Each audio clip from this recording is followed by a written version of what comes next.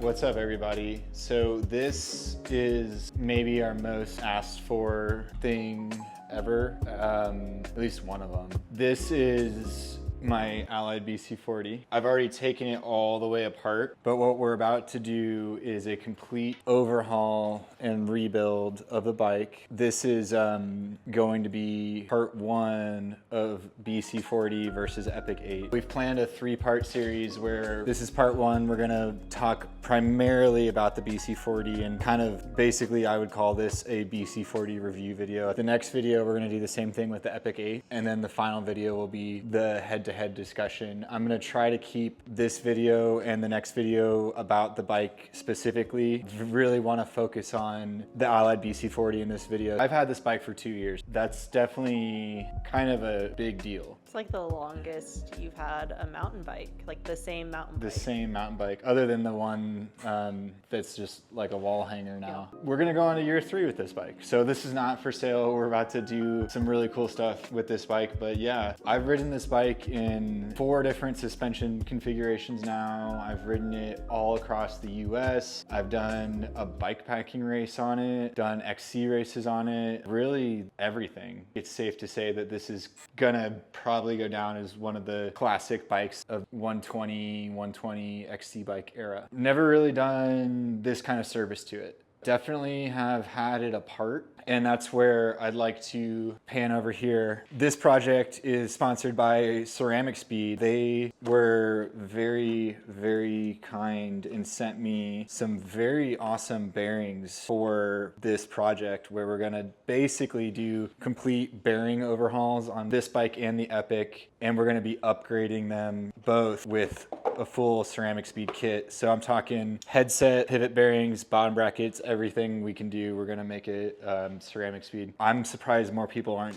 doing what we're about to do. We get asked so many questions about the Allied specifically that I thought it would be appropriate to do kind of a long one on this. We're gonna do our best to accomplish that today.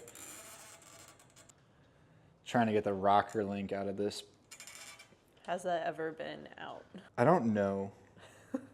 It definitely needs to be main rocker link there. And then we want to slide that off because there's 2 washers on the inside of that. And then with these BC40s, I actually like to kind of just do that whenever I'm hooking them. I'm going to slide those onto this so we don't lose them, or they don't really want to slide on. There we go. Whenever you're working with suspension, doesn't need to be crazy, but like just keeping everything together is, I think, going to be critical.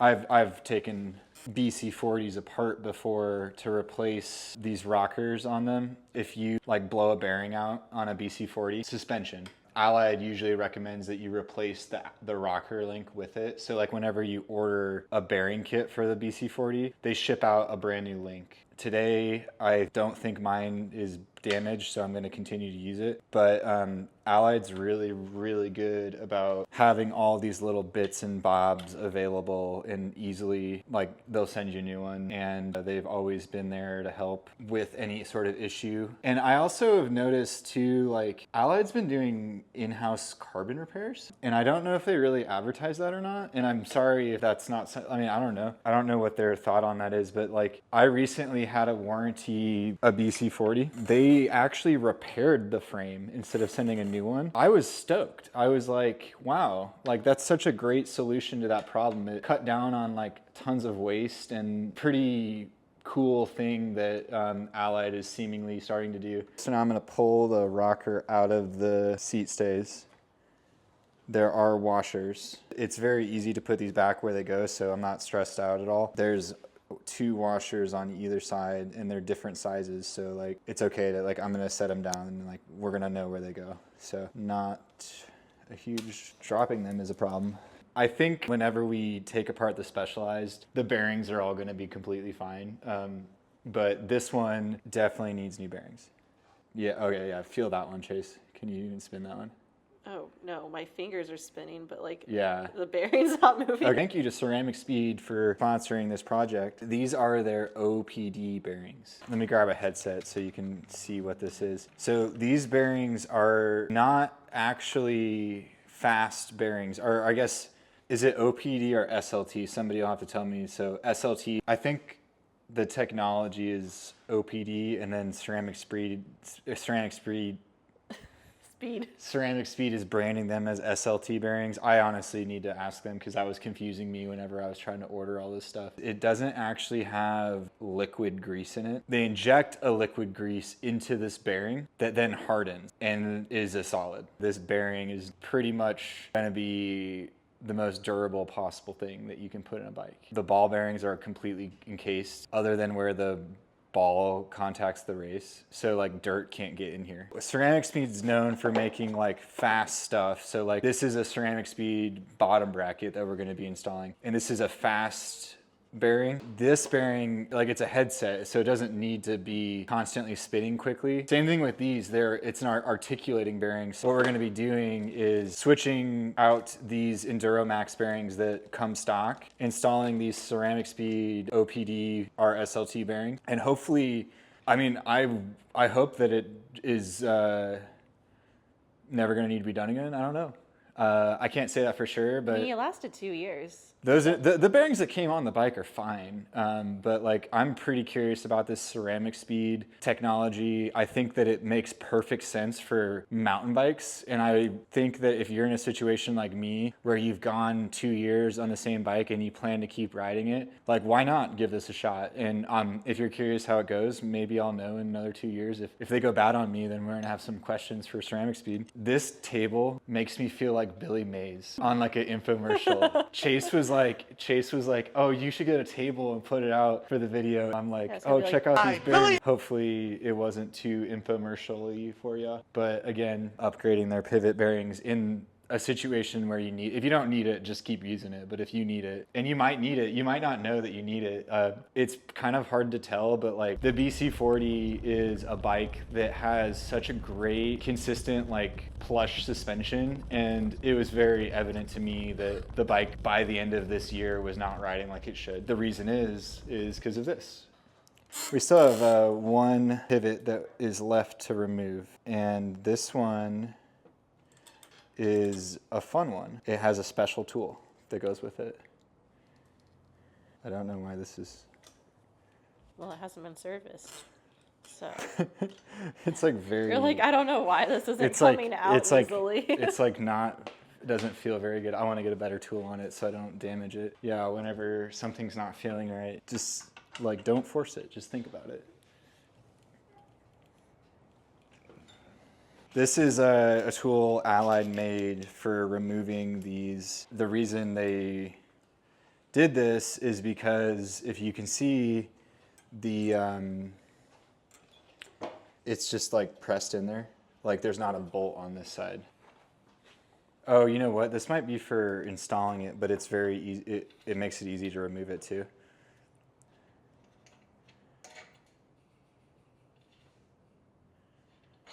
And I should be able to tap it out because it's a press fit.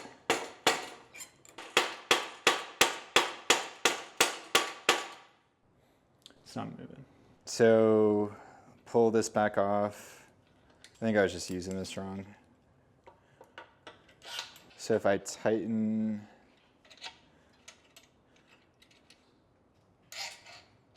let's try that again.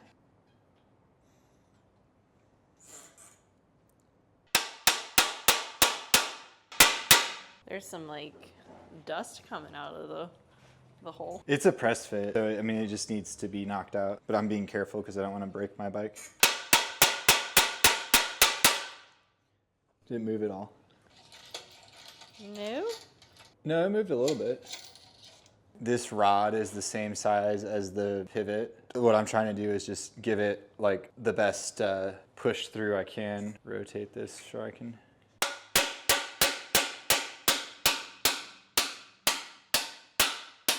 It felt like we got it. Sweet. And then the other smart thing about this tool is that it's gonna hold it in place so the carbon doesn't just like hit the floor, because it's like replacing it as it goes through. We successfully removed the main pivot bolt. And as you can tell, it needed to be removed and cleaned because it's gross. Nasty. We're gonna re-lube and fix everything. But that is, in a nutshell, I don't know, not even in a nutshell, that is how you take apart this bike to service it like we're about to do.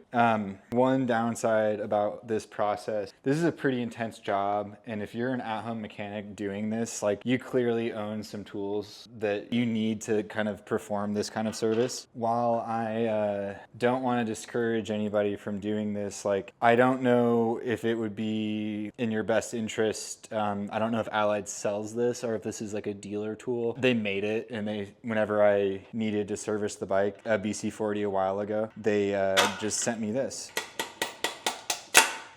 Cool. So Chase was right. I had to. This was an off-camera panic from me. It wasn't really a panic. I was internally like really panicking, but trying to keep it cool because Jesse was like, "Oh, the doodad whatever tube that you used to push out the doodad on the floor. They're the same size," and I was like, "Hang on. If they're the same size, wouldn't it just get stuck in there?" And he's like, "No, it'll just come out." And I'm like, "How does that work if they're the same size? You need to like knock one out." Well, to be fair, it got not stuck, but it was snug. It was snug, so I had to knock it back out and then knock it back out again. But we're all good. All right, so now we've really taken the bike apart. It's ready to go. Very much ready to go. How'd we do with Rusty Boy in there? Is that rust or just dirt? Probably both. You should spray some stuff there. That's nasty. Or replacing the bearings, so Yeah, but what about like that? to clean it up. Yeah. Well, this bearing is going in the trash, so it doesn't matter. What about like the inside? It's Oh, we'll like, clean it up after we knock the bearings out. It's like nasty in there. Looks like that has a sleeve in it. Cool. Let's pull out. In anticipation of doing this, I ordered a toolkit. You need another table. Floor tools.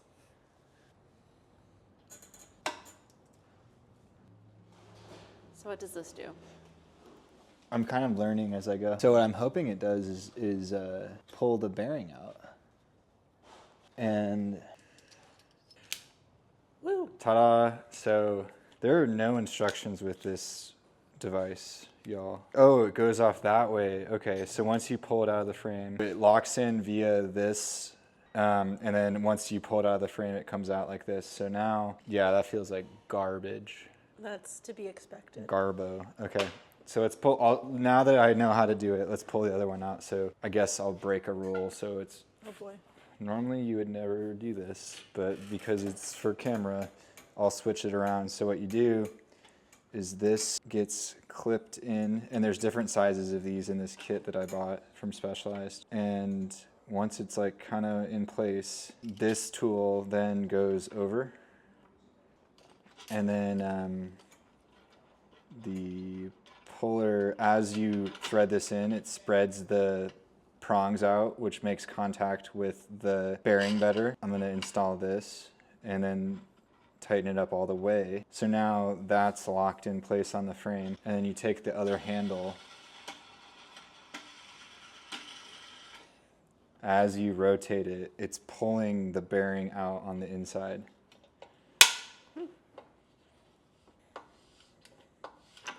That is so cool. Magic. So yeah, we're doing it the proper way, y'all. For real. Not even, we did no instruction manual though. Doing this without this tool would be hard because those looked like some very rusty bearings in there. Yeah. That is what your mountain bike looks like, y'all. You just don't know it. We're gonna reuse this after I clean it up, but they do have this cage that goes in between both bearings. Time to start scrubbing. I think that if you clicked on what is probably a 40-minute video about the BC40 that you were prepared for this. But yeah, we're gonna talk about the bike, don't worry. This is a thorough video, y'all. I'm not rushing it. Here's the rear end of a BC40. It has 2 drain holes on the bottom. I think it's held up pretty good. They do protective tape from the factory down here.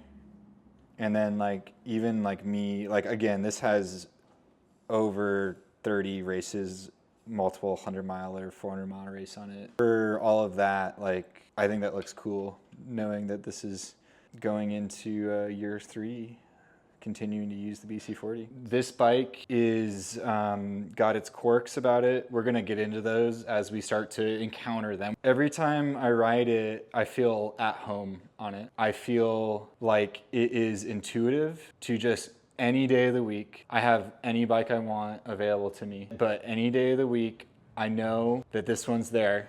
It's gonna be a great bike to ride in almost literally any situation, and it is, like I said, it's like a comfort blanket for me. Like I know that if I don't know what I'm getting myself into, then the BC40 is going to handle it, and it has. 400-mile bikepacking race, handled it. 20-mile XC race, not the most optimal place for this bike, but still handled it. I think days where you just want to go have fun, handles it.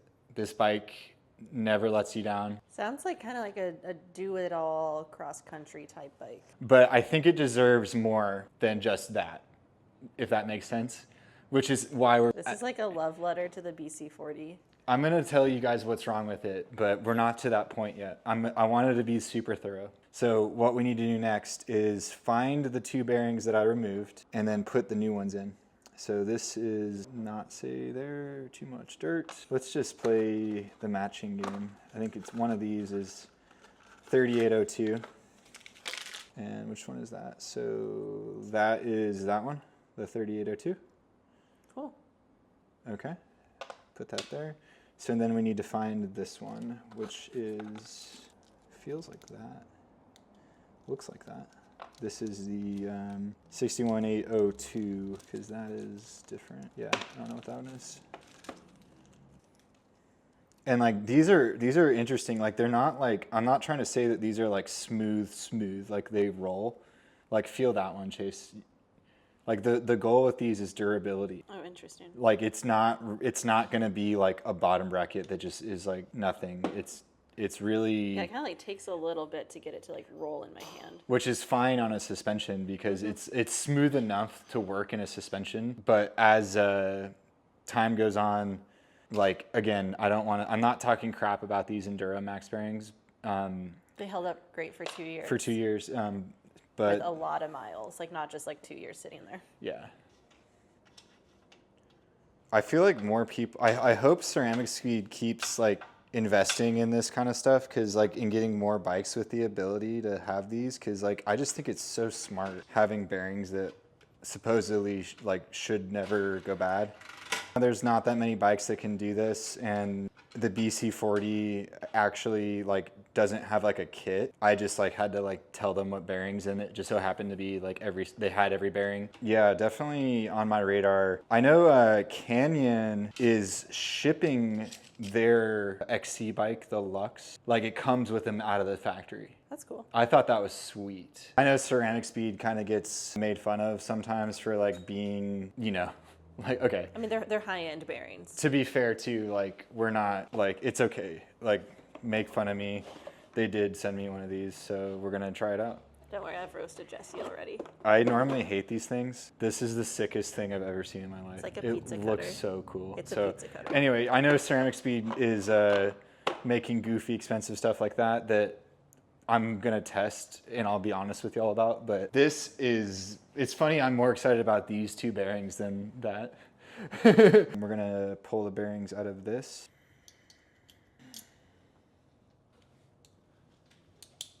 There we go. This is like my new favorite tool.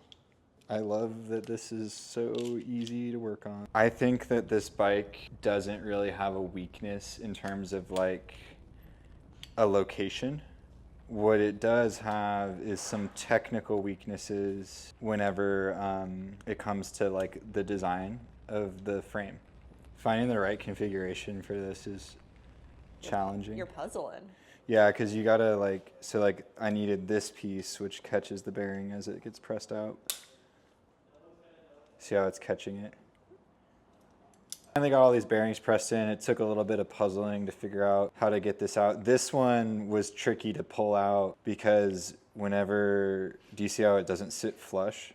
Yeah. So what I did, because what was happening was as you tried to pull the bearing out, the tool would tip and then this would just pop out of the bearing. What I ended up doing was just sticking like something that was conical in it so it held it straight, and then it pressed out super easy. But getting to that solution took me a second, and I'm betting Allied has a better solution than what I just did. I'm gonna give taking the bearings out of this like a C. That seems reasonable. That was It a was pretty hard. process. I This is, literally just like left for 40 minutes to get our kid from daycare, and and I got like, 2 bearings. You were like, great timing. I just finished. Yeah. Did we accomplish the goal? Yes. Did we have to buy an expensive toolkit? Yes. It is probably cheaper to just buy a new one of these from Allied, but like, But what's the fun in that? well, yeah. Also, you don't get to do the fancy Ceramics in that situation. So just reattaching this rocker piece to the frame right there is the first thing I usually do in this process, which involves this bolt and this bolt. Yep. You can just double check that goes straight through. And then these are actually conical as well. Do you see how they have little lips on them? It's hard to tell, Kind but of. that actually goes inward. So the little lip on the washer, inward. And then just kind of want to try to hold those in place. A lot of the times the grease helps hold that stuff in place. Just tricky, and there we go, we're in. We're actually gonna run the brake before we put the back end of the bike on, and there's a reason for that. It's one of the negative things about this bike is that I think it really could have used a tube-in-tube setup, not throughout the whole frame, right here on the back end of the bike. What ends up happening is whenever you push a hose through this, it goes up into, it basically gets caught on this bearing thing that we just worked on, right? the sleeve. The sleeve. And so I don't think you're gonna be able to see it on camera, but like up in there, the hose, so like whenever you push a hose into this port, I'm using my tool as an example, it wants to go straight into this and up. And it's actually very, very challenging to route. A lot of the time what I'll do, if I feel defeated, just imagine the bikes together for a second. What I'll do, sometimes I'll disconnect the rocker, which then allows you to basically tilt it like that, and then you can put the hose through. Does that make sense? Mm-hmm. So that routing the rear brake hose is challenging on this bike, although you don't have to do it a whole lot. I know it sounds weird to do it before we put a rear triangle on the bike, but we're gonna actually make this easier on ourselves since we already have the whole thing completely disassembled. Even with the rear triangle part, it requires a tool. And do you attribute that to the lack of tubing? 100%. This could have been avoided, and I hope that this is corrected on the next iteration of the BC40. Because on the Epic 8, and you'll see this in part 2 of this video, on the Epic 8, this is completely sorted and not an issue at all. What type of terrain does this bike excel at? Anything that you're riding blind. So like I race a lot of races where I am at race pace, but I've never ridden the trail before. Does that make sense? Yeah. Yeah, like Yeah, I would say 50% of the races I did in 2024 were brand totally new. And in the future, it might not be, you know? Like just got back from the BT Epic, didn't race this bike, but realized I would have picked a different bike to race had I known what that was about. The thing about the BC40 is that I am so freaking comfortable on it from a bike fit standpoint. The bike is so intuitive. I'm used to the way it feels, but it feels like going into a completely unknown situation. I would trust it. I trust the bike more than I've ever trusted a bike before. I know that if I take my BC40 to any trail in any situation, that I'm gonna be on a machine that not only can handle it, but also like, let's say you come around a corner and all of a sudden there's a million like rocks or something, it's like, it's gonna handle it.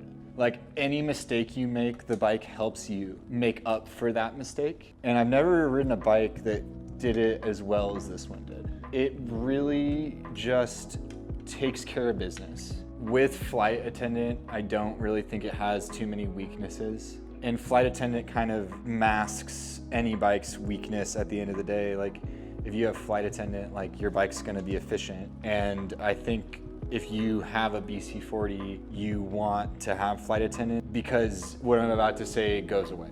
If you're a racer, I think you need to have some kind of lockout remote on this bike to really race it with the best of the XC bikes in the world. I think that if you're not a racer, and a lot of people buy these bikes from us and they don't put remote lockouts on them, I think that that is a setting that I've ridden in and I thoroughly enjoyed it.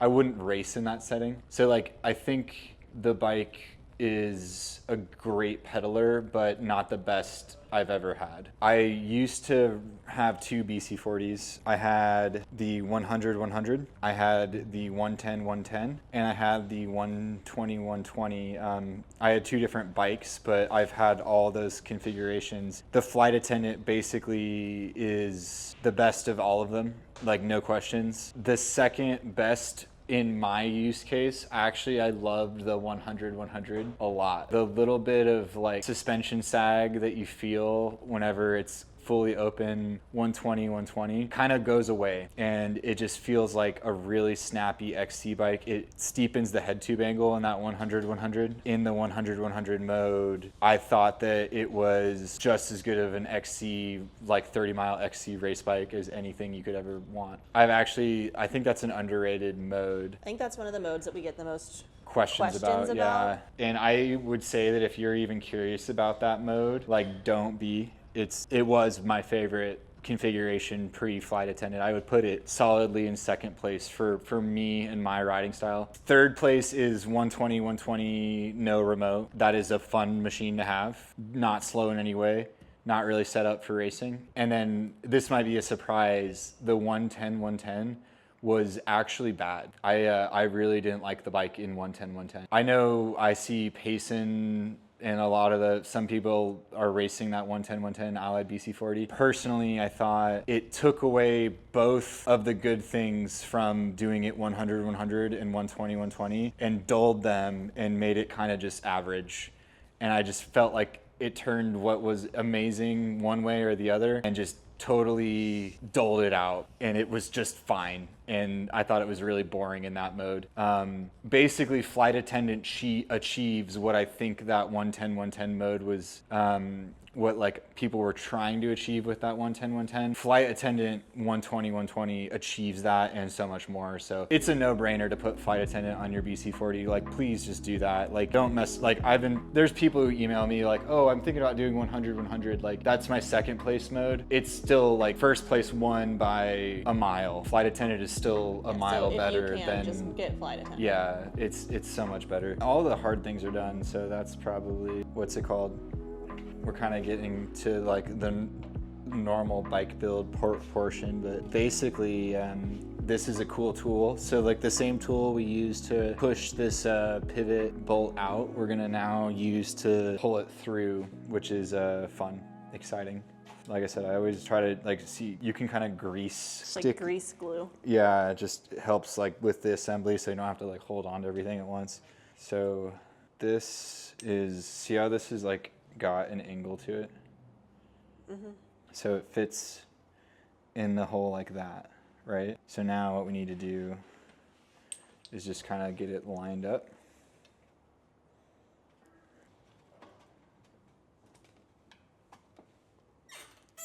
It's a good start. And then I tried to clean this up the best I can with just like trying to get all the dirt and stuff off from the last time. I am gonna grease this up, and then we're gonna place that right there. See how I got it one into the next stage? Mm-hmm. Now using this tool and an adjustable wrench, basically you thread the rod back into the bolt. This outer sleeve fits into the left side of the bike like so. You see how now it's just very easily going into the bike. I can even twist that by hand. Honestly, it's like kind of cool that you're like, yeah, they sent me this tool, and it's like a rod. very basic, and I love it. It's literally just like a threaded rod, a nut, and a bolt, and a couple tubes. It's such an Allied thing to do. Like, I've always kind of said this about their aesthetic. It's very hardware store-esque to me. I think that's a compliment. I've always felt like you could go to the hardware store and like get these Allied bolts, you know, like I think all their bikes are like that too. Yeah. I think all the bikes are like that. That's why I really like their aesthetic. One of my favorite things about Allied is that you can literally make any of their bikes pretty much whatever color you want. And this is actually still to this day one of the stock paint jobs that you can see on the Allied website. This one is British Racing Green and... the metallic British Racing Green? Yeah, metallic British Racing Green, and then the logo is, what is it, Ecru? Yeah, it's like... ECRU. ECRU. Someone tell me how to actually say that. They'll do anything you want. Well, there's like the limited edition dark nebula color on the Echo. One of my favorite paint jobs to date. That paint Super job cool. rocks. Oh, it's my favorite ever. You should get it on your next Allied. I might. It's definitely in the running. I've been, because Allied like really rocks with the custom paint jobs, and like every bike is literally like made to order. I'm coming up with a list of ideas for my next Allied bike. You'll find out in the spring what it's gonna be. Finally got this to, because you do have to aim that. So I had to knock it back out and then make sure that it was at the right clocking. And then now we have successfully pulled it through the frame. Not the easiest job in the world, y'all. It's not supposed to be the easiest job in the world, but I also don't think it's like in the world of general pivot bearings, I wouldn't say it's the easiest one. I mean, what would it take us, like hour and a half, 2 hours to do it? Yeah. Not a huge deal. I mean, and that's like, in terms of bike review, that is getting like as far down into the weeds as you could possibly get of like, oh, this, like the frame isn't like tubed for the brake cable, or the pivot bearings aren't the easiest to change out. Like the average consumer and rider of the bike would just take it to a shop for that. Well, that's what I wanted this video to be. The Epic 8 and the BC40 are so close in my head that I felt like just going through every single detail was necessary. Installing the coated CeramicSpeed X bottom bracket. I guess CeramicSpeed X is for their off-road stuff, if you're wondering what the X stood for. You have a CeramicSpeed bottom bracket in your new bike. What do you think of it? I have been on 2 rides so far. The first one was like a solid 45-minute ride, like in the middle of the day on road. The second ride, I switched to some gravel tires and did like a little gravel loop on it. I mean, I have no complaints. Seems really smooth, but I feel like I haven't done enough rides on it yet to like have strong opinions. But I have a second one sitting in a tub that's gonna get installed on another bike next week. So the opinions are coming. Again, thank you to CeramicSpeed for sponsoring this video. If you want CeramicSpeed on any of your bikes, especially like if we're doing a custom build, like we can do a CeramicSpeed upgrade to your custom build whenever you inquire about it, or we can do an upgrade to an existing bike. Just let us know. Hit us up. I think we're just doing special orders right now. We don't have a stocking order placed for CeramicSpeed yet. So I run a 38 tooth chainring on this bike, and this is the 0 offset. And this bike has tons of clearance, actually. I know a couple people who have put at least a 40 on this bike. My friend Ed, and also pretty sure Dylan Johnson, when we built his BC40, I don't know if we put it on during that video, but pretty sure he ended up having a 40 tooth on this bike. Yeah, you got some space. Yeah, tons of space.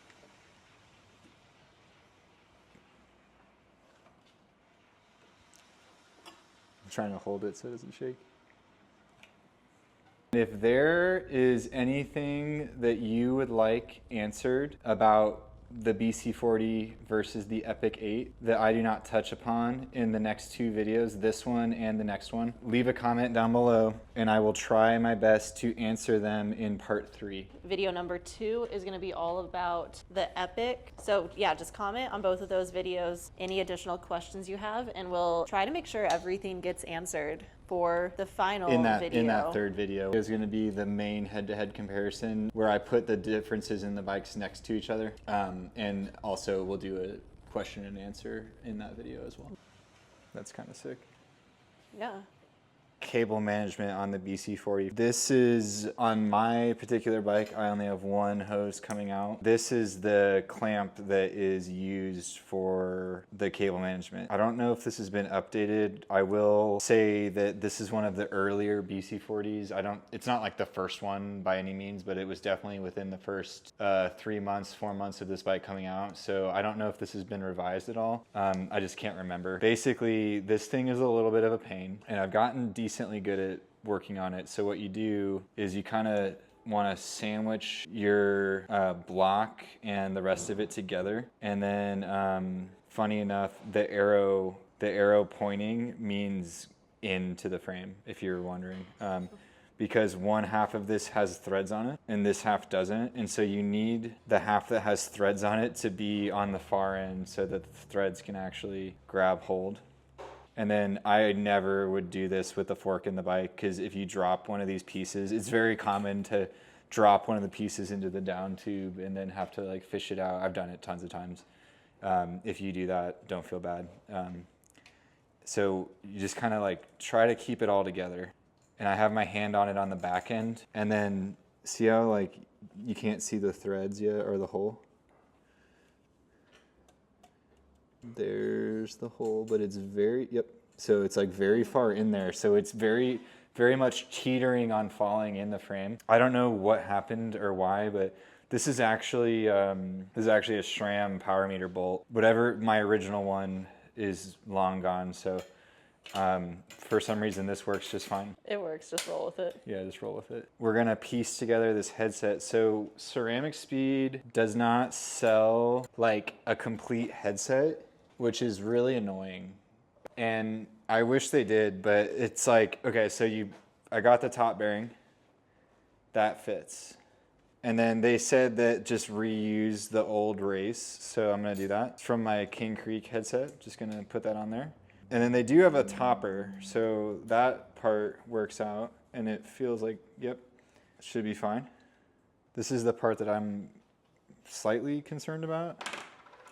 Those don't look, I mean, I guess as long as the angle is right, it should be fine, but they look a little different. they're different.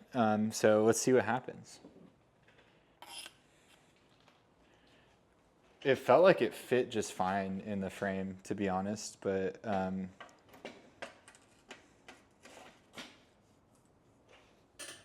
yeah, it's totally fine. All right, cool.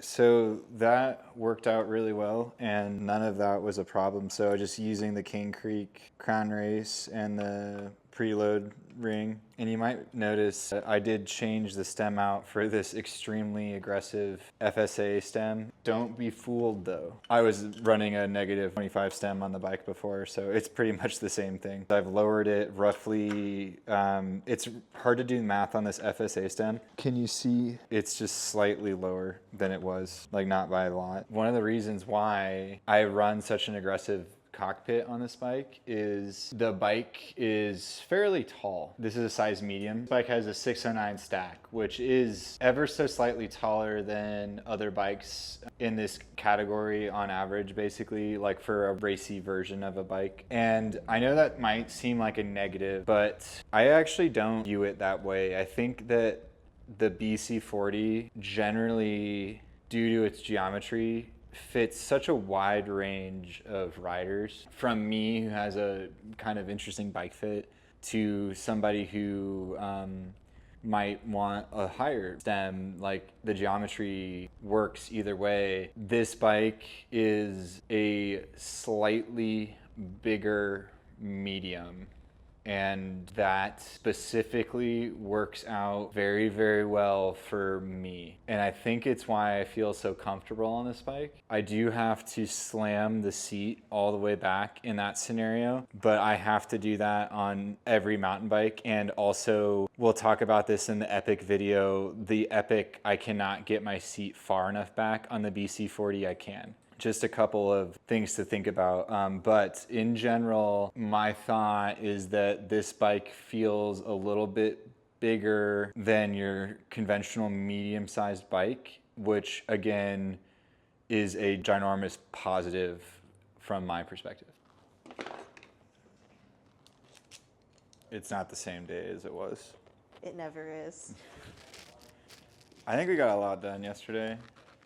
We are off camera. I hooked up the rear brake. We still need to bleed it, but just stuff that isn't relevant to the BC40, if that makes sense. Should I make Jackson redo this? What happened? They didn't line it up very well. Oh no. It's kind of bothering me. What do y'all think about that? Comment below if this... I think that's a really shabby job on the tire there. Like, look at this one. Like, that one's right. Flawless. Do you see the problem? This logo is like all the way to the edge. It's not okay. Yeah, there's a lot of logo problems happening. I just don't think that's okay. One thing I realized that I forgot to install, I know I installed this crank yesterday, but CeramicSpeed sent out like a updated, like a better preload collar. What's better about it? It's not plastic, so it won't just like bend. These honestly, I think Shram is overdue on updating these preload collars that they send out with the stock bikes. They just aren't the best. They don't, sometimes they're fine, but the second they start to get wore out, they just don't work right anymore. I mean, you've had nice upgraded ones before, like... Yeah, mine are pretty and pink and not plastic. And it looks like this does not require glue, which is cool. Do you have to glue? The King Creek ones you glue on. I've clearly never installed my own preloaders, so I didn't even know that you glued. This one has a rubber band inside of it, and I'm guessing that just holds it in place, so I'm just gonna throw it on here. Can you back away from me? I'm like trapped in a corner trying to film. There we go. That was pretty easy to install. The big benefit of these is that whenever you need to tighten it up, you can just stick a tool in there and spin it like that. But yeah, I always enjoy installing these because it does make preloading your crank significantly easier.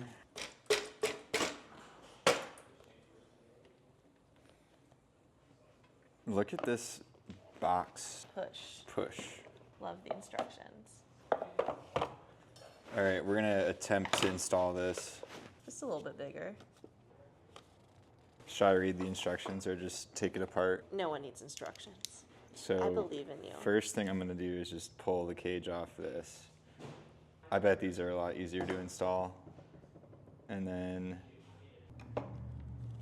I love that they send you the tool to destroy your derailleur. This is a safety bit, so it has like a hole in it because this has it's like Shram really doesn't want you to take this off is what that's telling me. Do you see how they... Oh, yeah, like a very specific tool that you have to use to remove it. We're really... And to just, I know you said this in a previous video, this voids the warranty, correct? I'm fairly confident it does. In fact, I think it does, so I'm just gonna go with it does, and if it doesn't, then great. But I feel like anytime you do something like this, like I guess what I... Like Shram is not gonna help me. Shram will be like, what broke? And I'll be like, oh, I took it apart and I installed this crazy aftermarket thing on it. And they'll be like, that's not our fault. And then they'll hang up the phone. No, they're cool. They won't hang up on you, but... They should. Just so everyone understands, the reason I don't read the instructions is because I think it's more informative that way. You just learn as you go. Oh. Ouchie. I just got attacked. Yeah, there was a little pop there. The spring attacked me, which I kind of expected. I feel like this is fun. I have an opportunity to weigh these, so not gonna clean it up, but 83, probably a little bit less without the dirt. Oh. Good amount heavier. I mean, yeah, obviously it looks huge. Will it be faster? Wind spring.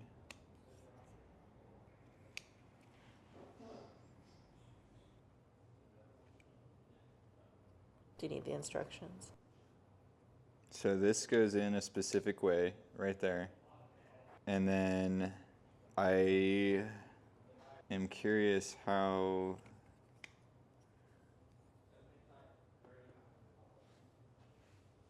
Yeah, dang it, I'll read the instructions. Fine. So we phoned a friend for assistance. Well, I think I busted a transmission derailleur Oh no. because I didn't follow the instructions. Oh no. To start, we didn't read What'd the you do? instructions. So Yeah, we don't read this instructions. spring became untensioned, and I need to retension it somehow. Oh no.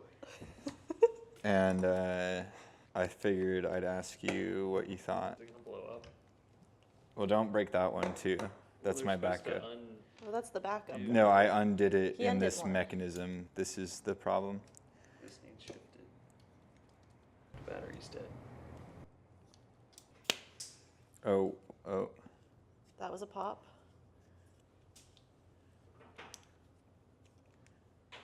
Something's happening. All right, so I rewound the derailleur. We're gonna put the bolt back where it goes, With the super special tool. and then just make sure that it's all functional. Yeah, okay, everything's fine. Did you read the instructions yet? I did.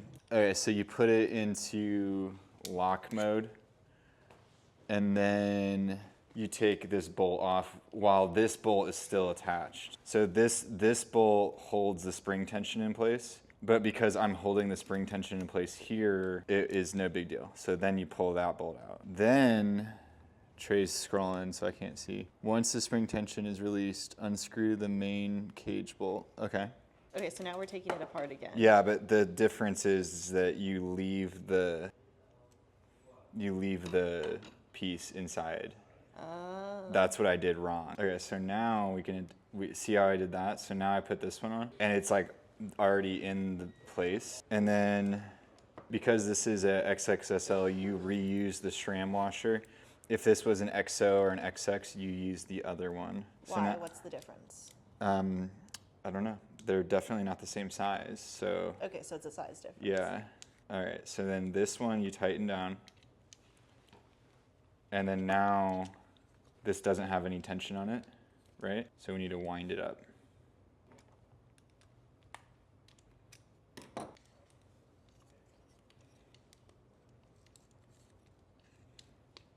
Engage the lock and then reinstall this piece.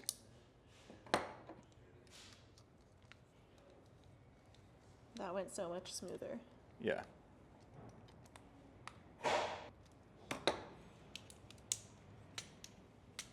That looks like a functioning derailleur now. It is.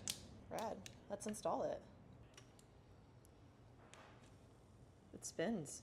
So does this one. I think this one was fine. It was fine. I'm gonna tell y'all what I really think about this. I've never had one of these before, and again, thank you to CeramicSpeed. I'm gonna be real with y'all. I bet it's really fast, so I'm assuming I'm gonna have a positive opinion, but definite skeptic still. And we will follow up with a full CeramicSpeed video in a year and a half whenever I have an opinion. This is a specific problem with my BC40. I think Allied has kind of corrected this. This is like not quite the right size. Basically, I've taken like a sander to it a couple times and made it a little bit better, but it's just off a little bit. Yeah, we have not had this issue with like newer BC40 More- frames yeah, we've this- received. Like this frame was from like the first 3 months of the BC40 being released. Yeah, so that's not a universal complaint, but I think that's just a me problem that I've already kind of fixed myself. It did cause a big problem when transmission came out. We were like, oh no. We were filming the transmission video. If you go way back to that video, and like I couldn't get the derailleur in the frame, and Shram was like so confused what was going wrong, and then we all realized that it just was slightly undersized. So I just took a sand tool, like a sander, and just kind of like And made now it it work. works. Yeah. Do you think it needs the same size chain? I hope so. I feel like you would need a couple extra links with the bigger pizza cutter you got going on. We're gonna try it because I don't really want to get a new chain. I mean, for sure, try it first, but Yeah. I won't be surprised if you need a bigger chain because that makes sense in my head. I think it looks fine. Cool. for some reason, the Shram app tells you to set up BC40s in A. It's technically right, but I disagree. I just think it works better in B. It shifts better in B. Why do they recommend A? I don't know, but I think they're wrong. So if you want your shifting to be better, maybe try B. Whoa. That's a hot take. That's a very hot take. Going off manufacturer recommendation You're on gonna that get one. you're gonna get a call from Keely. We already like voided 3 warranties in this video. Keely's gonna give you a call and be like, "What are you doing, man?" He already knows what I do. Shram is just like an open playground. You can literally do whatever you want, and it works. It's the beauty of Shram. I love that you just like compared Shram to a playground. Well, it's literally like it'll just like you can dream up anything you want, and it'll probably work in some fashion. You're not wrong. It's pretty cool. It looks pretty cool. That looks like a bike. I think the CeramicSpeed thing looks cool. It actually does not look bad. It kind of matches the vibe of the bike. It is definitely like, it's big, but it doesn't look as bad as I was nervous, not gonna lie. Normally I don't like the way these things look, but like it looks like it fits better in terms of like it looks like it's not some blinged out thing. It really looks well, I like think it helps that it's like black and silver and not like a lot of times it's that it like when you see oversized pulley wheels, they're flashy colors. That's what I'm trying to say. Not trying to knock you if that's your thing, but it's definitely not my thing. All This right. just fits the vibe better. So the chain worked. Rad. Which I assumed it would, because it didn't say to like change the chain. So efficient, right? I think this is, I'm kind of making fun of this a little bit, but like this is gonna be so much faster. I'm genuinely excited for the follow up and like. Well, we're racing them head to head. Did we mention that already? I don't think we No. did. So in There's a part race? 3, we're gonna race. I I'm didn't even racing know. myself on both bikes. Both bikes are getting the full overhaul treatment, and then we're gonna go race them at Crooked Creek 1 lap. And I think that's not gonna mean anything, but I think it'll be interesting to kind of give some insight into like what bike is doing better in what scenario. Like I've kind of talked about with this bike, I think that it is the strongest contender for taking to a race that you don't know the trails. No matter what is around any of the corners or whatever, like I know how the bike's gonna react and I'm in tune with how the bike handles, and I don't think there's a better bike than the BC40 for that specific thing, if that makes sense. Yeah, it seems like it's a bike that you can really rely on and trust with more of the unknown. Yeah, like that's part of the reason why it's been so hard for me to like explain this bike to people, which luckily I haven't had to explain the bike to too many people. At this point, it's pretty much established that this bike's awesome, but it's a very like emotional, like spiritual kind of feeling with the bike. It's not, I'm not like pointing to like, oh, this angle does this. It's like, it's the whole package that is adding up to that feeling on the trail. I've had some people, this is a good time to talk about something that we get asked about a lot. And I think the only reason people are worried about this is because of the pink bike review. So Mike Levy in his, first of all, that review was very, very positive. So that's not what I'm talking about. In his review, he talked about how the seat stays rub your calves. And I think that's gonna be dependent person to person. I think that happens to me once a ride. I had my BC40. I remember that happening a little bit more frequently than it happens to you, but it wasn't like, I wasn't annoyed by it. I was just like, oh, yep, I just brushed the frame. Yeah, Okay. like I really feel like people are more worried about that than they should be. And again, I can't guarantee anything. For me personally, I feel like it didn't affect the ride quality, No. or like it wasn't a big negative. It was like you notice it at first, and then you're like, what am I hitting? And then you're like, okay, I'm brushing this part of the frame, and then you just move on. Yeah, you just move on. And like I said, I'm not joking. It basically only happens to me once a ride, and I'm used to it at this point. So I would say, yes, that does occur. It's not something that I would be worried about at all, though, just to kind of clear that up. I want everybody to remember that this is the first mountain bike Allied has ever made. Pretty incredible. That's what I'm trying to, this is... Like, they knocked it out of the This park. is insane. Like, the Specialized Epic that we're going to talk about in part 2 is the 8th generation and has 40 plus years of R&D development behind it. It's going to be like another video that Jesse does with like, that goes over more of the Epic. Yes. So we'll get into that. This bike feels like they just hit this magic thing. Like, the bike does not have 50 years of R&D behind it, but they've just created something that you can just feel when you ride how good the bike is. I'm gonna keep saying this word, like, the BC40 has a vibe. The BC40 is a very, I think, emotional choice for a consumer. It's definitely an emotional choice for me. Like, I love that it's made in the US. I love Allied as a brand, and despite all of the weird little things about this bike that are kind of annoying, you got to remember, like, I'm guessing the next iteration of this bike probably will sort those things out.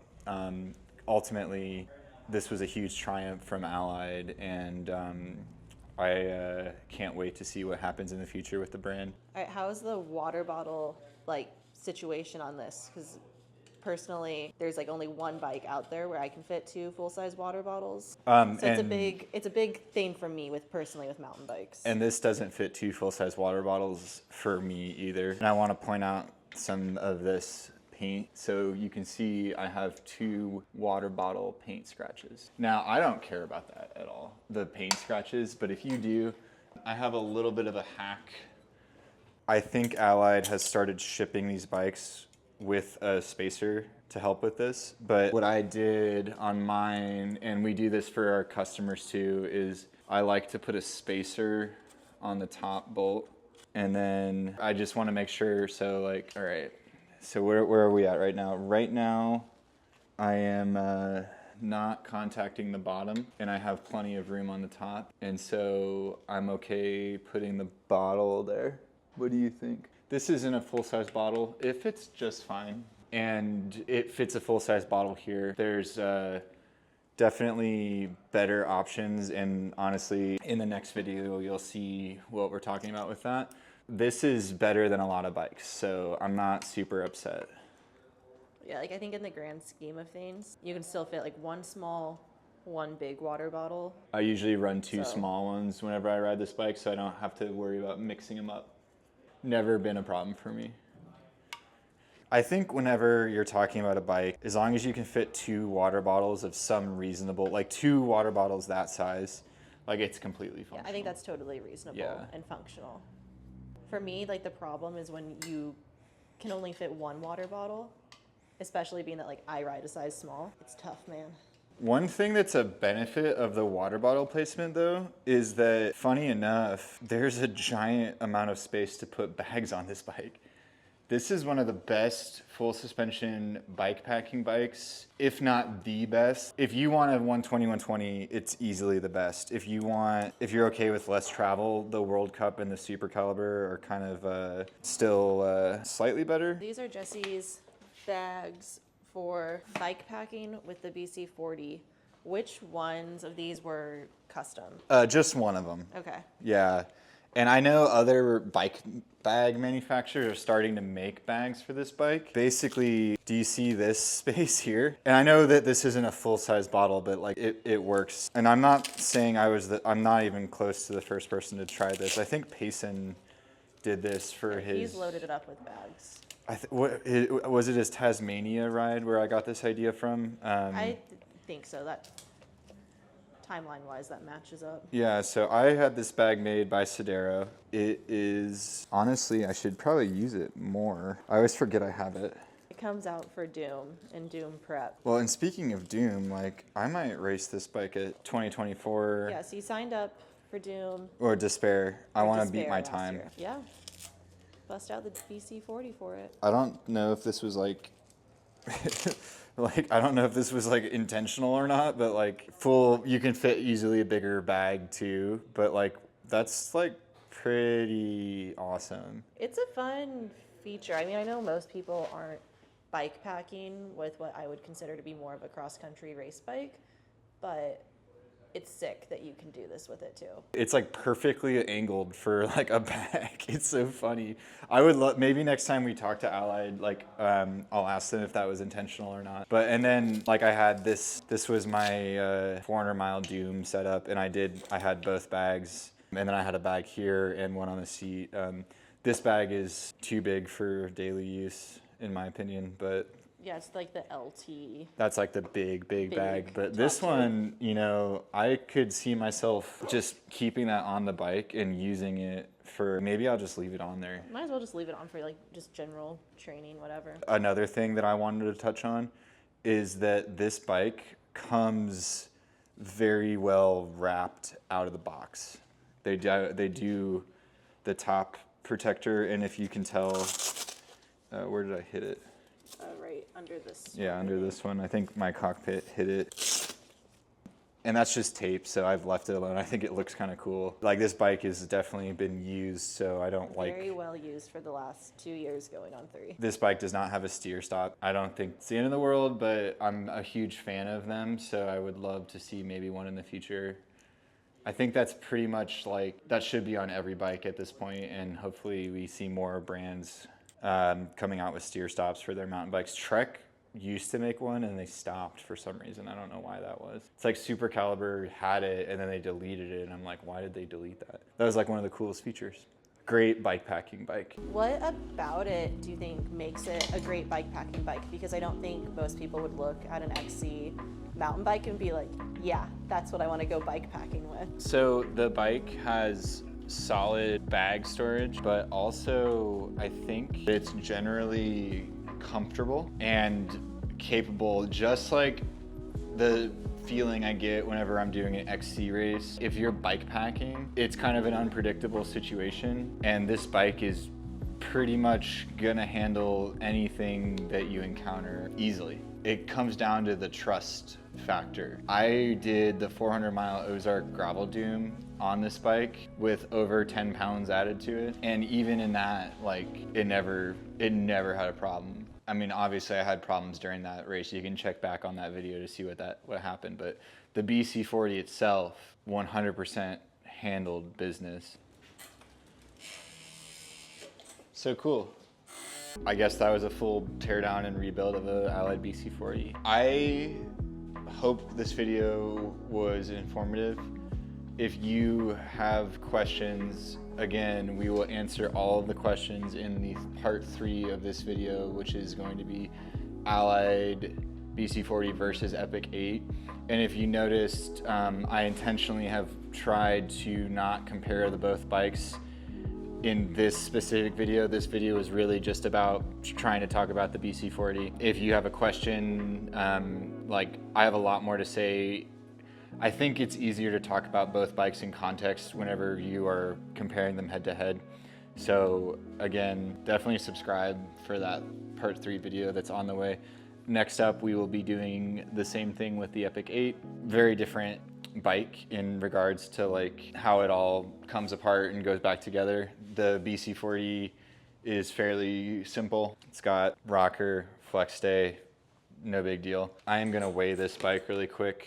This is a full flight attendant setup, Roval Control SL wheels. I'm gonna weigh both bikes with the same wheel set and race both bikes with the same wheel set. Take the computer off. You're barely off the floor. Wait, it's not. I'm off the floor, right? Yes. Yeah, because it's like... We are off the floor. Okay, confirmed off the floor. 23.45. Full flight attendant with all the extra CeramicSpeed stuff. 120, wireless dropper. This bike is very, very, very light. 23 pounds is an awesome weight for a flight attendant machine. Honestly, I think this is one of the lightest mountain bikes you can buy at the moment, especially if you like weight weenie it out. I did build a 20-pound one at one point with my 100 setup without a dropper. And then if you got rid of the paint, that's another like half a pound or something, which I never think is really worth it, but you could do that. That is including pedals, computer mount, cages, the whole thing. Super sick bike weight. So yeah, if you all want a BC40, definitely shoot us an email to sales at the bicycle station. We can build you whatever you want. This is my BC40, the current setup. I'm always kind of tinkering with this bike, and it's a great bike to tinker with, very flexible. They make these bikes by hand in Arkansas. If you haven't ever been out to their factory, they're really welcoming and you can schedule a tour and stuff. It's really fun.